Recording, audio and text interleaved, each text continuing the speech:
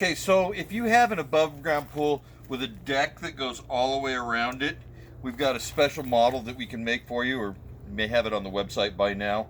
But when you get it, it won't have the bend, it'll come straight out. To put it on, all you do is take the shield off. The first thing you want to do, the installation is a little bit different, so the first thing you do at this point is you put the hose on.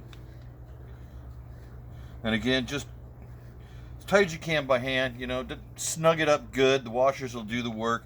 Don't over tighten it, don't use tools. Place it on the edge of the pool where you want it. Take these two attached clips. Now if you've got a deck that's up under here, you may need to turn it sideways a little bit to get it on like that. So you want to put it here and here. It'll hold it in place for you. And your two mounting points, if you've got a longer cap rail, you can mount it here, and if you've got a shorter cap rail, you can mount it right here.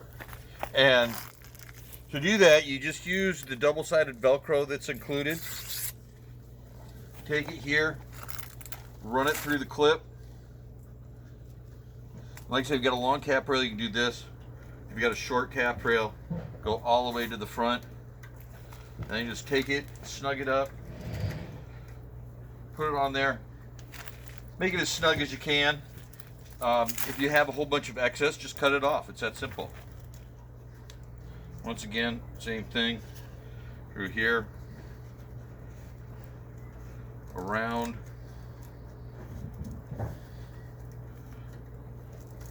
Make it nice and snug.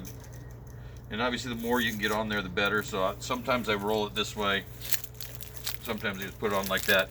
Then you cut the excess off. Go ahead, turn your water on. Adjust the flow regularly, like we show you in the online videos. There's just a little wing nut there. Put the top back on your auto filler, and that's how you do it if you've got a deck all the way up here and you can't have the bend down. Thank you.